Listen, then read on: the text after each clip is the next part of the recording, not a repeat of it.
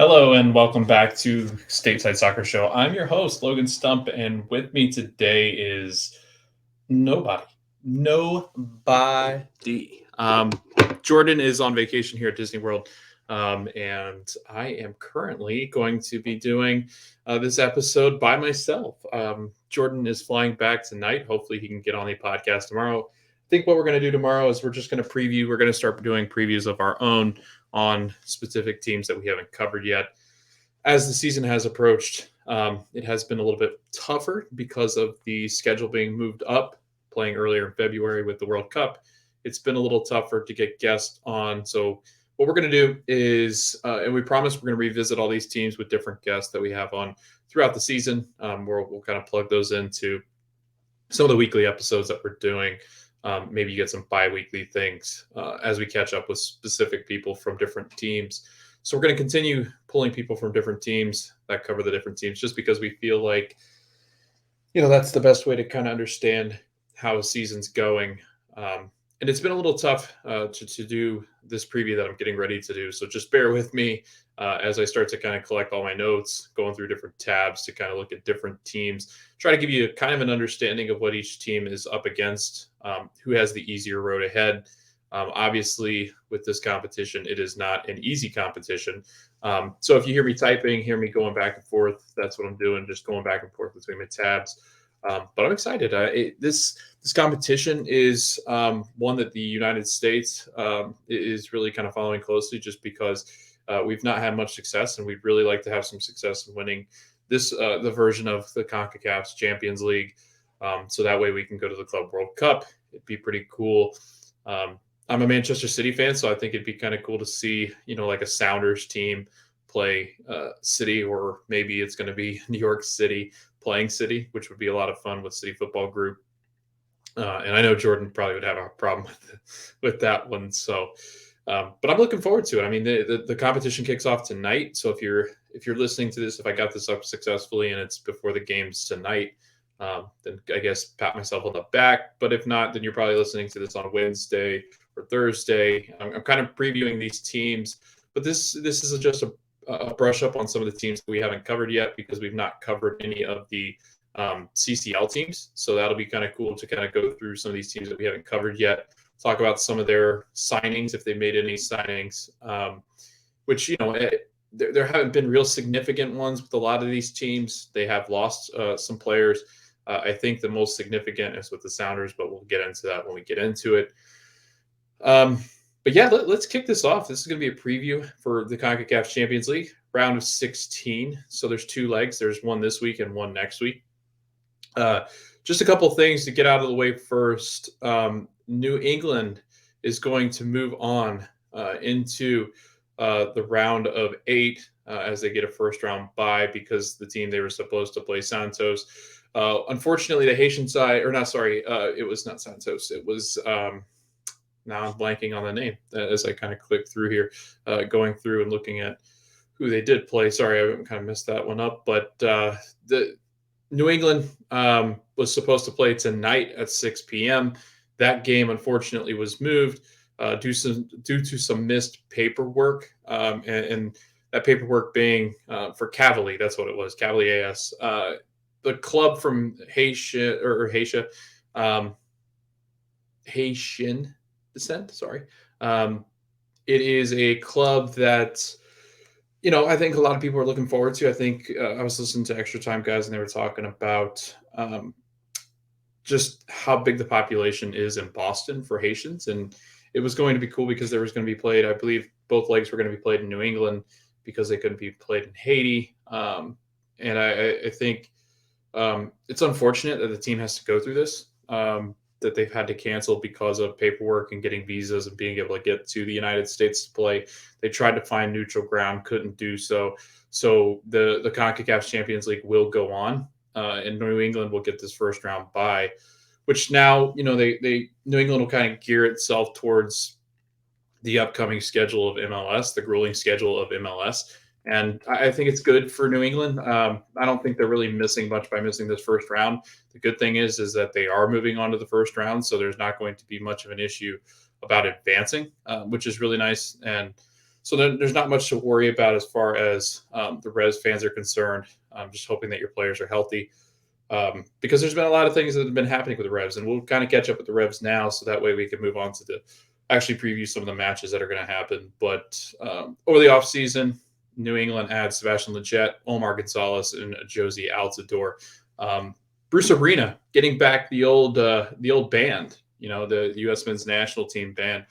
Some of the veteran players, along with some of the incoming kind of newer players that are playing currently for Greg Berhalter.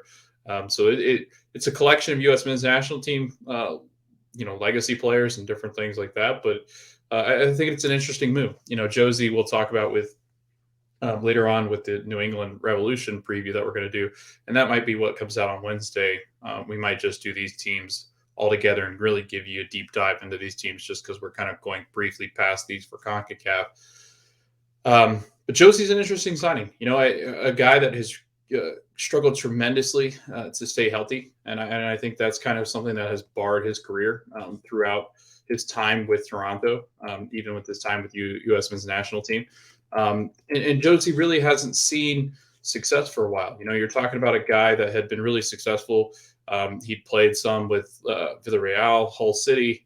He spent some time with Sunderland, and then he had to come back over at 25, right in his prime. And he comes over with that collection of U.S. men's national team players that have been playing over here. He had success in the World Cup. Then he got injured.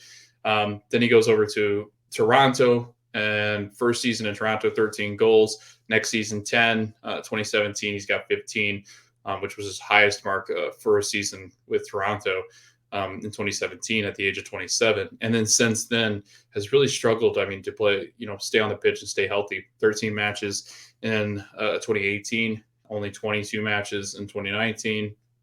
In 2020, the shortened season, he only got 13.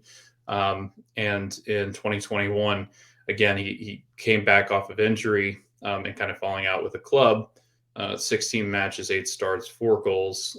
But he really started to turn it on. I think it's an interesting signing. And with Adam Buksa probably going over to Europe in the summer, this is an interesting signing, just because I think if Josie can get some legs underneath him, if he can stay away from, the injury problems that he's had, and in New England's had success with Heel playing well and coming back from that hernia injury pretty early. So maybe the training staff has the magical powers that can fix Josie. Wouldn't it be great? I know it probably won't happen, but wouldn't it be great if Josie starts to get some shouts just to show up in some of these camps for U.S. men's national team as they gear up for what could be a World Cup at the end of 2022? On the way out, Tejan Buchanan over to Club Brugge. That's a big loss, and that's going to be tough to replace. I think in that midfield and in that attacking side, you're looking at a guy that could create chances.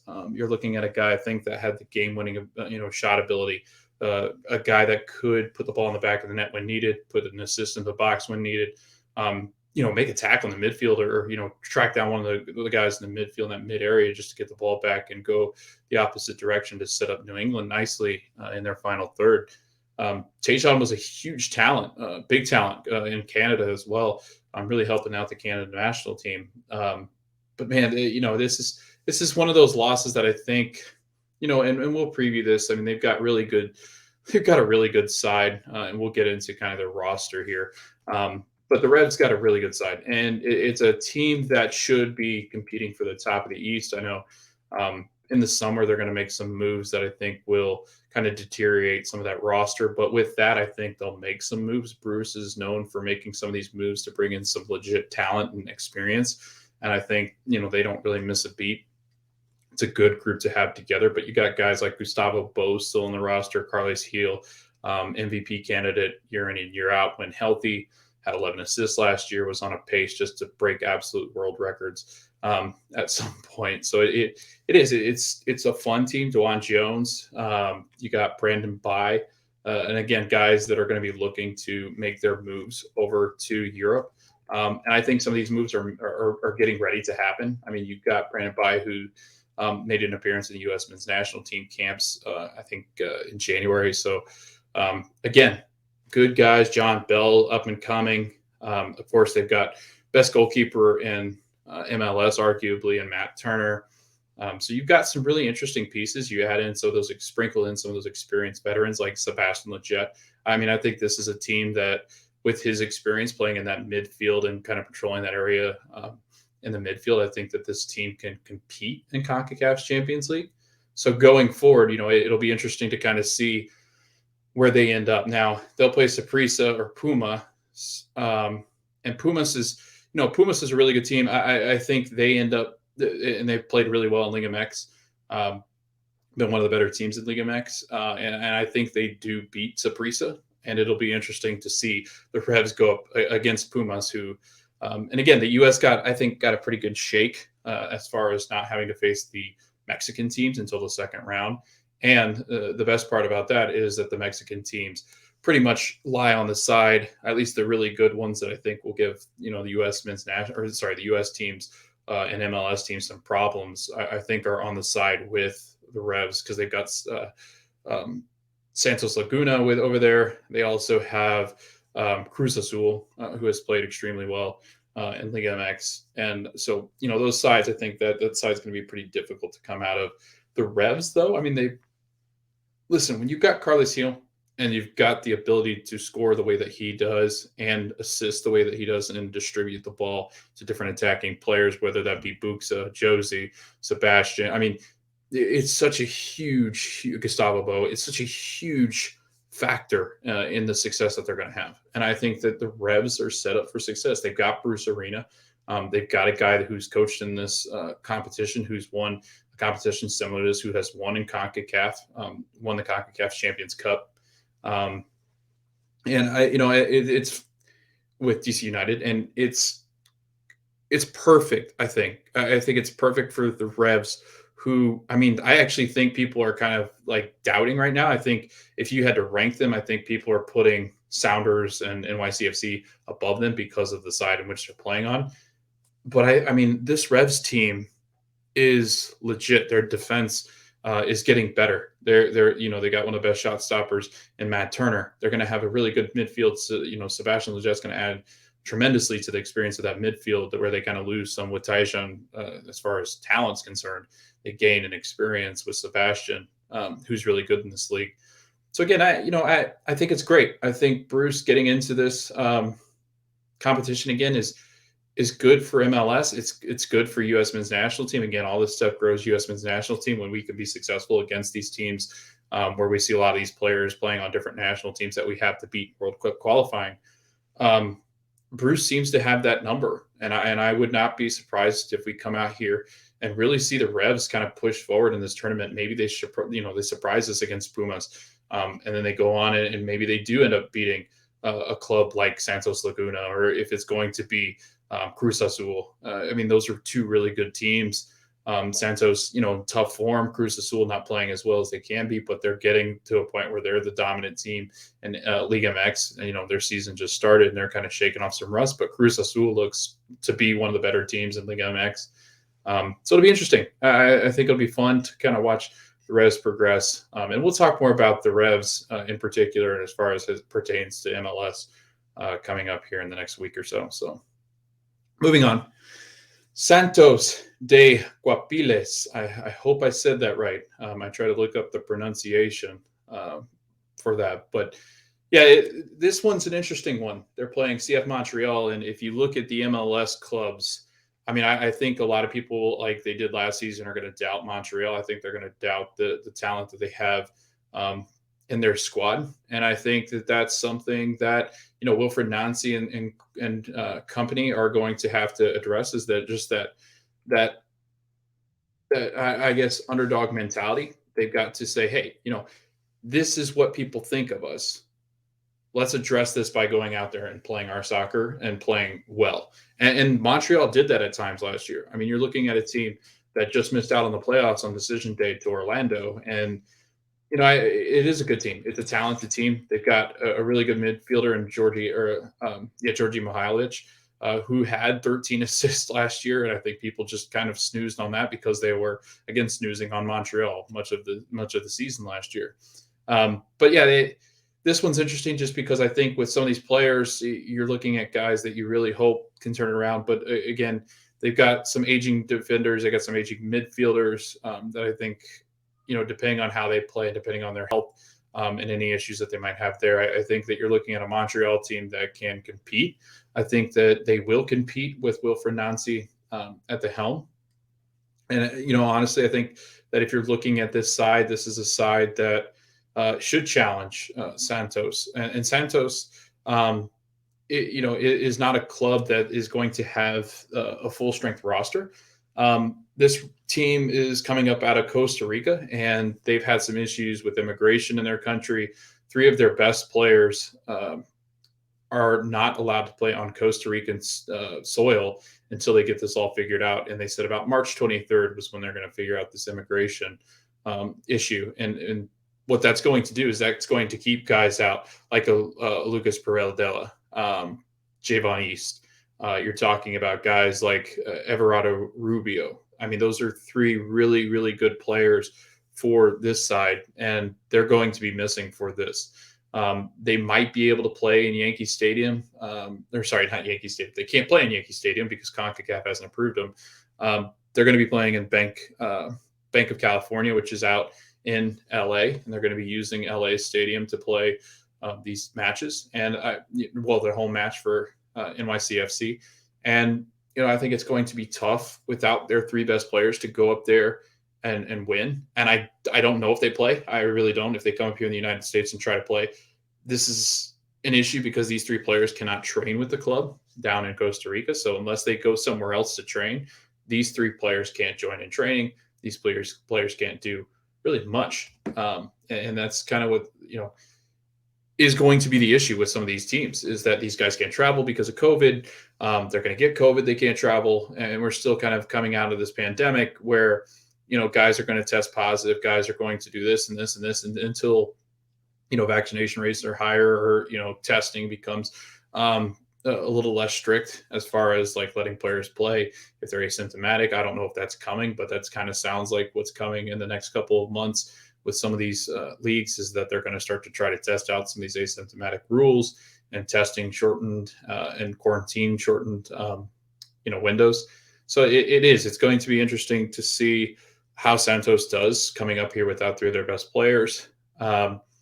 Without the 3 best players, I mean, if you're looking tonight to really kind of focus on a couple players, I would definitely focus on, you got guys like Osvaldo Rodriguez, 6 goals in 18 matches in Apertura. And then you got the 20-year-old Josimar Mendez, and he has 1 goal in 4 matches.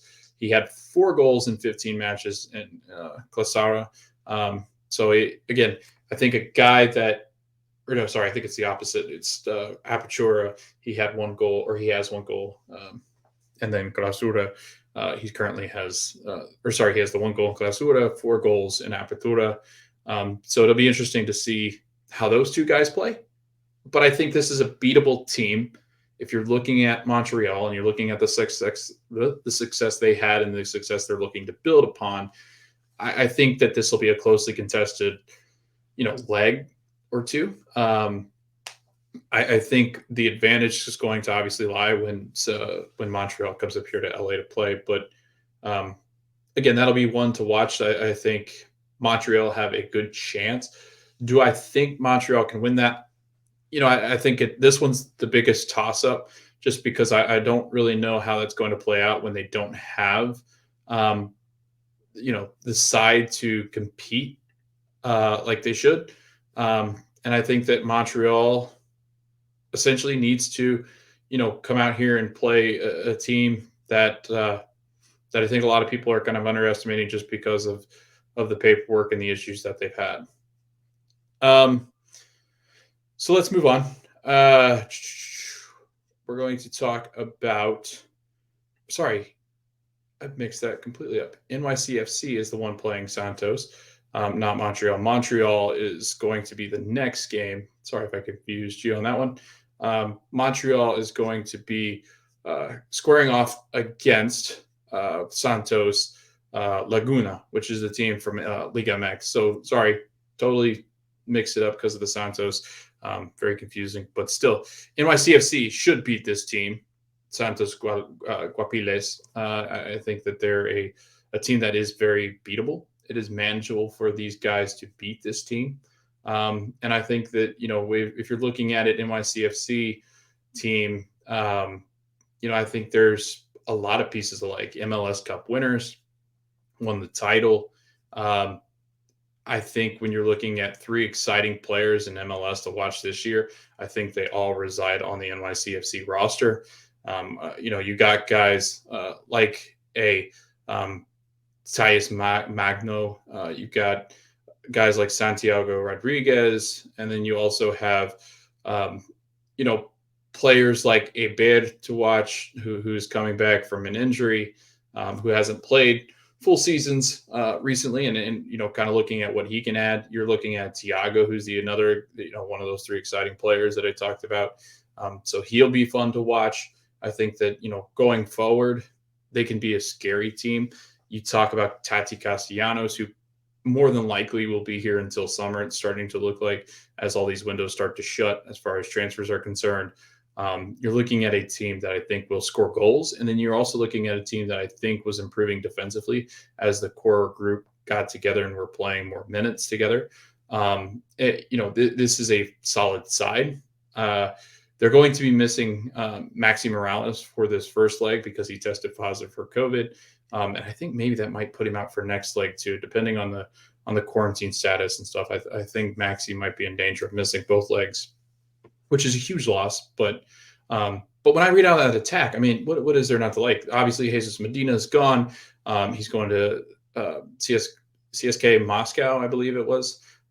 James Sands is currently on loan at Rangers on an 18-month loan, so he won't be around.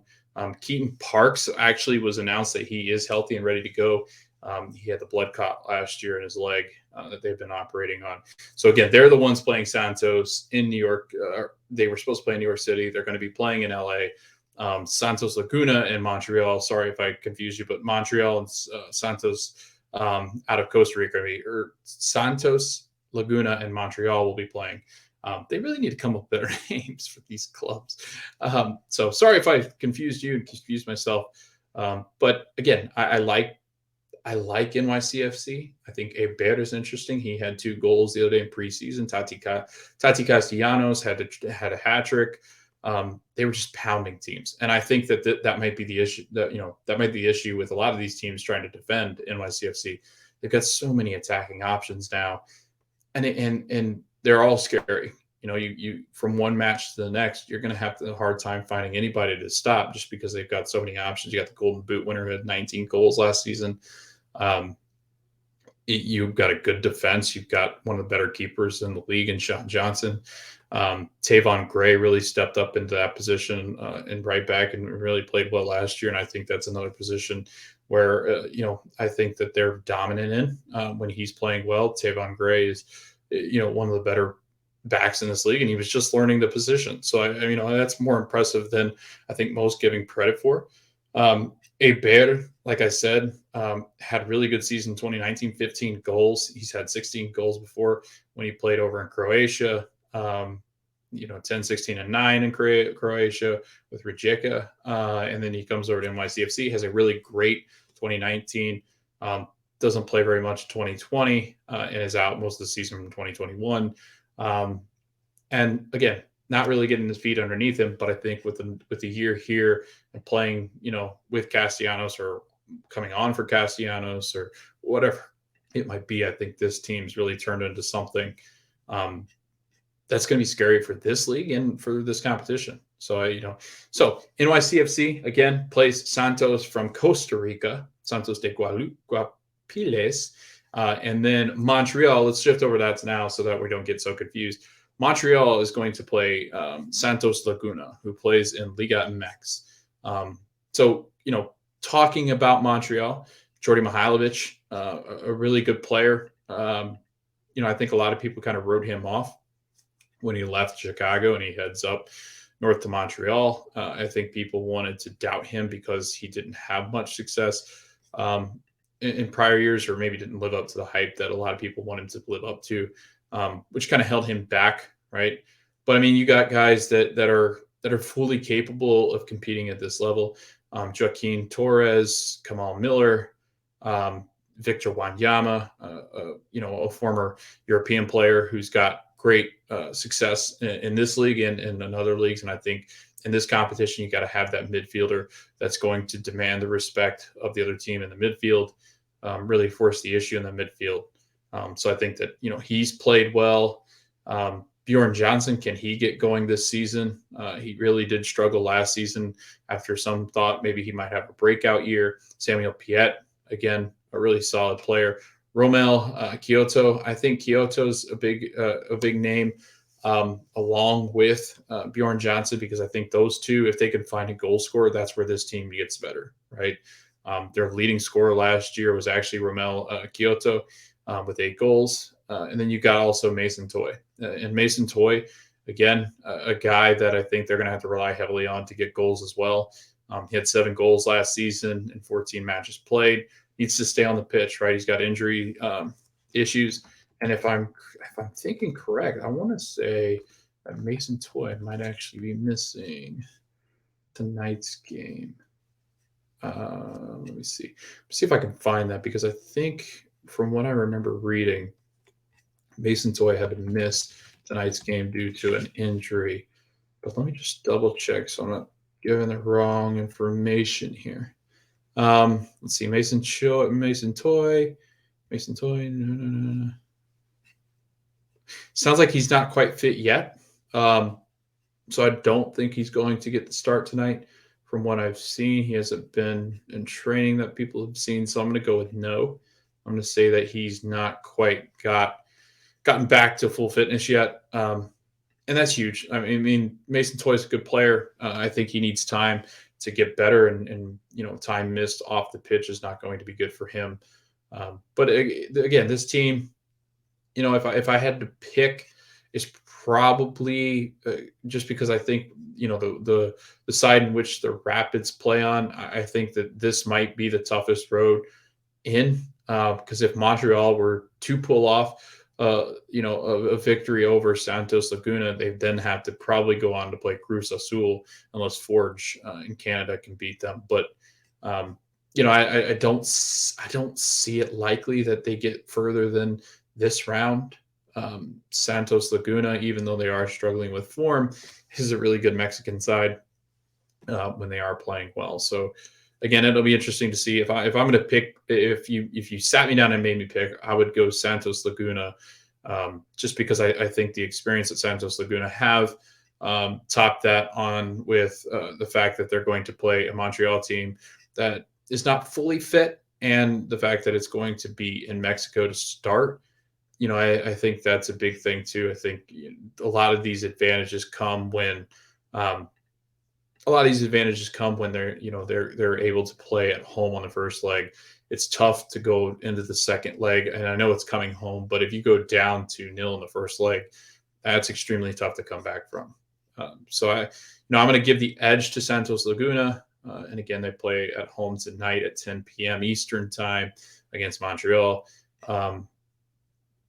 So I got that. And then New York City FC, I didn't really give a prediction there, but I do think NYCFC have the advantage in that one. So I do think NYCFC wins that match. And if they win that match, they're going to play the winner of the next game that we're going to preview. And again, I'm only previewing the ones that MLS teams are in. I'll kind of mention some of these other teams, like I did with Saprissa and Pumas. I think Pumas ends up winning that one. So then that would mean that the Revs, if all goes well with all sorts of different situations, the Revs will hopefully be lining up with Pumas.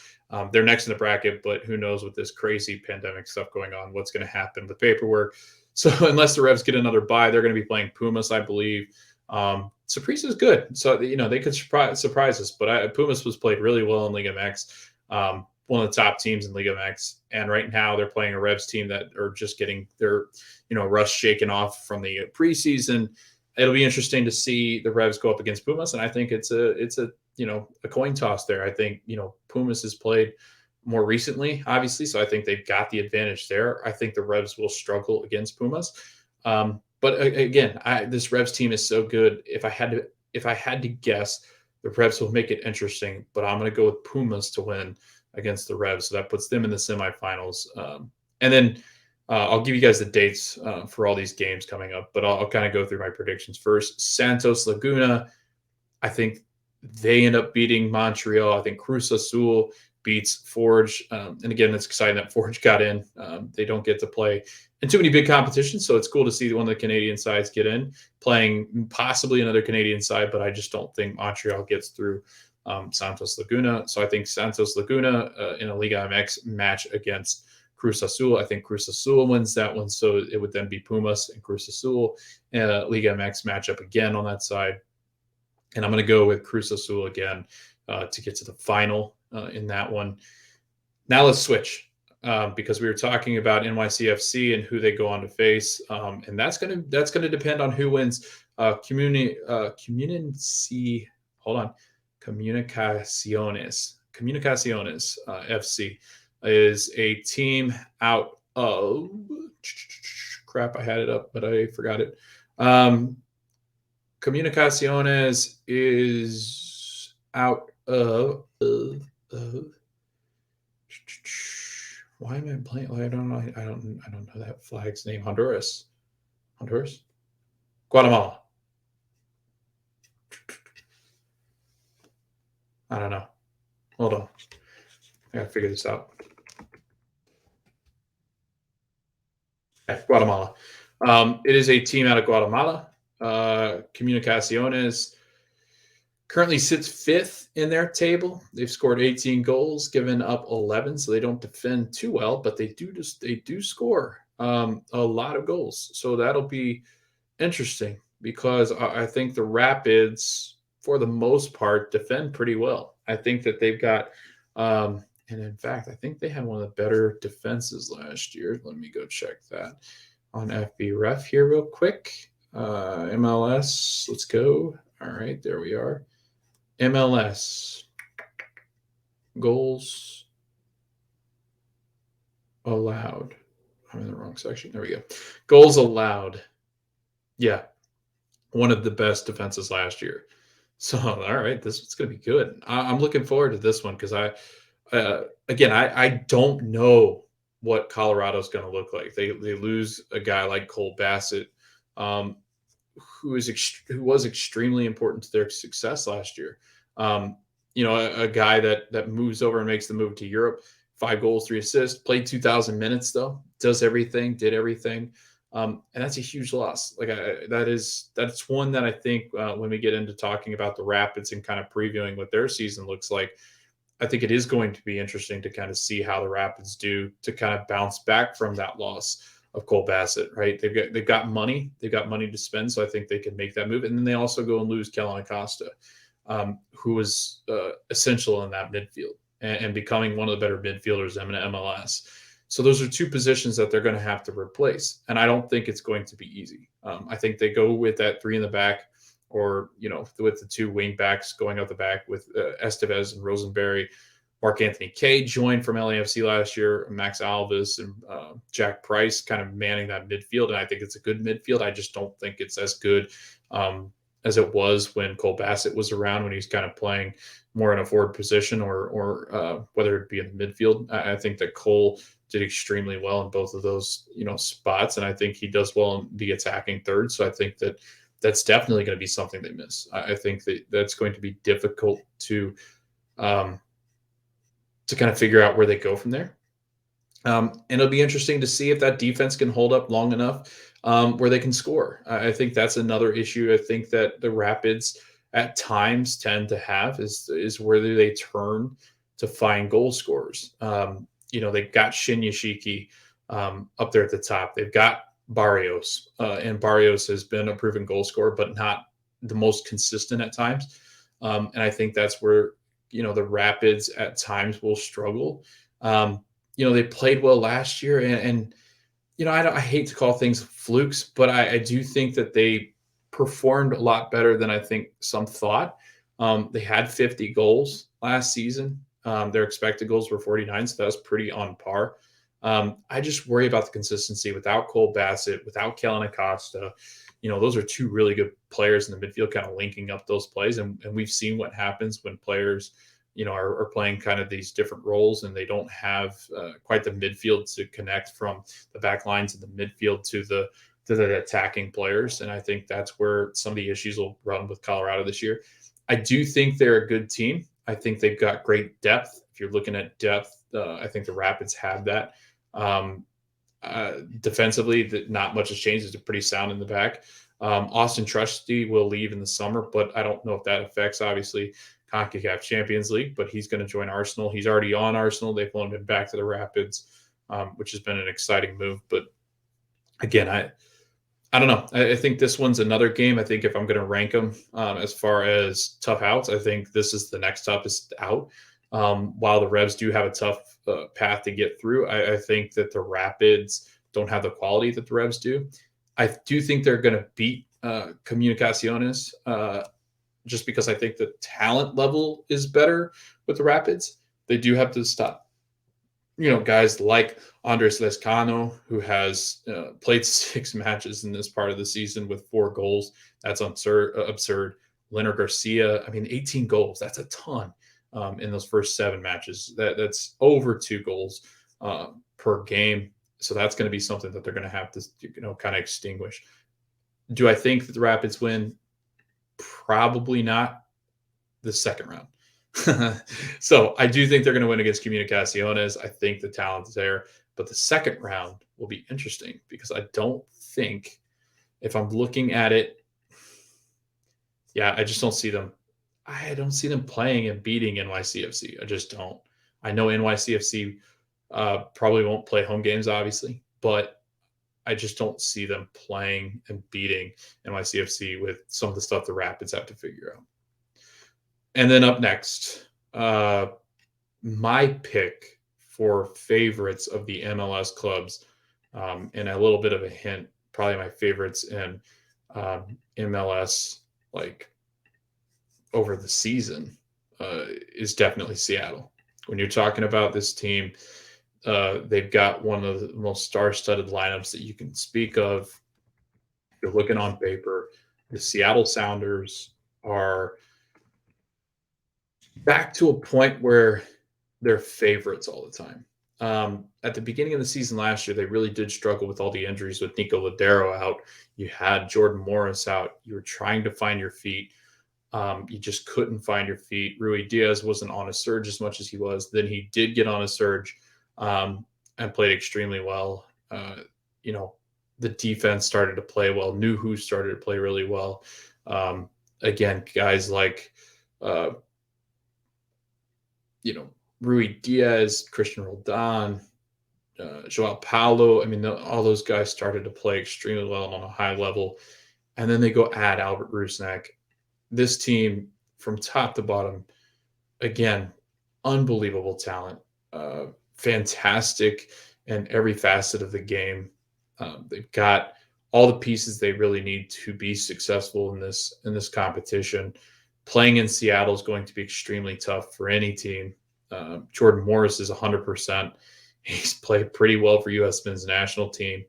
Kellen Rose played pretty well. Alex Roldan, Christian Roldan, Arriaga. The list goes on and on and on. And you're talking about this team where, you're kind of looking for the holes that exist. And I'm not sure you really find any. It's such a good team. It's built so well. I just don't see, how anybody beats up this team. Freddie Montero off the bench, Will Bruin off the bench. It's just, again, it's unbelievable the depth they have. Plus, you have Brian Schmetzer, who's one of the best coaches in the league. And they're going up against a team that I think is very beatable. I think, when you're looking at the best matchups to get possible, I think this is one of them in the Sounders. And speaking in that, they're going to be playing Club de Futbol Motuga. I don't know how to pronounce that, so let's just go with it. From Honduras, 17-time Honduran League champion, but the last one they won was in 18-19, so it hasn't been too recent, barring the pandemic or anything that was crazy that it got rid of the 20 season. Players to watch: Roberto Morea, Juan Delgado, and Daniel Maldonado. Danilo Maldonado, 23-year-old center back, joined in February after going out on loan to Pachuca. And then you've got Juan Delgado, 29-year-old midfielder in his second year with Matuga. And he is very successful in creating chances, can really pinpoint a pass, and pinpointing a pass to the forward, Roberto Maria, has been kind of his highlight. 54 goals and 131 appearances. That's a lot for a center forward. And a guy that is 34 and aging and experienced does cause a threat for that back line of Seattle, but I don't think it's going to be quite enough. They just don't have enough on paper. I think actually Seattle handled this one pretty easily. And that's saying a lot just because CONCACAF is never easy. None of these are ever easy. These legs are never easy. But I think when you're looking at all the sides and all the facets of the game, I think Seattle just controls every advantage. Another one that I want to mention, just because I think a lot of people will be like, all right, well, what's the other team that Seattle wins and plays? So if Seattle wins, they go on to play the winner of Lyon versus Guastatoya. Yeah, there we go. Guastatoya. They will go on to face Lyon. I don't see Guastatoya beating Lyon. Lyon's, again, not played very well, but I think are starting to turn it on as they're kind of shaking off some rust after getting started back with Liga MX over the last couple of matches. I think it's an easy win for Lyon. So then they go on to play the Sounders. So on that side of the bracket, in the quarterfinals, I've got the Sounders and Club Lyon, and then I've got the Rapids and NYCFC. I think NYCFC wins. I've told you that. I've mentioned that in the semifinals. I think the Sounders beat Club Lyon, knocking off one of the Liga MX teams. And really, I think a team that, again, I think the Sounders can control most of what's going on in the action. I think they provide an attack that I think is more threatening than a lot of these teams that are in this tournament. And I do think the Sounders pose a huge threat to everybody else in this side. And in the other side, when we get to Cruz Azul, the Sounders versus NYCFC, again, I'm going to go Sounders. I think the Sounders are just a better team, especially with Albert Rusnak, especially with the depth that they had. Every position seems to have depth in behind it, which is a terrifying thought. And then you look at a team that is actually coached well and performs well, Sounders versus Cruz Azul in the final. And I'm going to go with the Sounders. I'm going to say that the United States finally gets an MLS club in the Club World Cup. I think it's going to be the Seattle Sounders. I think that's going to be really exciting. And I think the Sounders stand a good chance of whoever they might face in Europe. I think it'll be a good competition. I think that, again, the CONCACAF Champions League will be a good competition. These are probably all wrong. I probably got so many things wrong. I've mixed you up definitely with the Santos. And so I do apologize for that if that was confusing to follow for about 5 minutes, where I went on a tangent about how Montreal was going to beat Santos, who they weren't playing with the players that were missing. But again, I think overall, I painted somewhat of a picture where I think some of these MLS teams stand. Colorado defends well. Can they score goals? NYCFC, can you continue the success that you had last year? Can Ronnie Dyla dial it up? And can we get a successful run from NYCFC? Can Maxi Morales return from COVID? Can Tati Castellanos continue to prove why he deserves a chance in some of these bigger leagues? Sounders, can they play consistently enough? Can Jordan Morris stay healthy? Can Rui Diaz continue to go on a tear that he did? Can the Roldan brothers play extremely well? And can their defense hold up? Is their defense going to be as solid as it was towards the end of last season and on? The Revs, can they stay healthy? Can Carles Gil continue to be one of the best players on this planet? I don't know. And I think it's going to be tough without Tayshaun Buchanan. I think that's a big loss. It's a big hole, but I do think they've got the experiences and the coaches that they need in behind them to play successful in this competition. Montreal, is the quality good enough? I struggle with Montreal still. I want to see them do it for a second year. I want to see Georgi Mihailovic take another step. Otherwise, I do think they're still one of those cusp teams. Didn't really add much. And then, again, I think, these are the questions that need to be answered for this to be successful for MLS. And for the first time, I think one of the MLS teams wins it. So again, a breakdown of the games. The quarterfinals next round will be March 8th to the 17th, semifinals April 5th to the 14th, and CONCACAF Champions League April 26th through the 5th of May. Those are the breakdowns. 2 legs all the way up until the final. And yeah, I think that's pretty much it for the CONCACAF Champions League. If you want to give us a follow over on Twitter and give me your thoughts about how wrong I am, or maybe want to bash me in for the different mistakes that I made tonight trying to host without Jordan, you can hit us up at Stateside Show over on Twitter, at Stateside Soccer Show on Facebook, and at Stateside Soccer Show over on Instagram. Make sure to rate, follow, subscribe, like, retweet, and I guess go MLS. It's going to be an exciting time, and hopefully we can finally get a team to win the Champions League in CONCACAF. So until next time, which should be pretty soon, I guess take care and good luck and stay safe out there.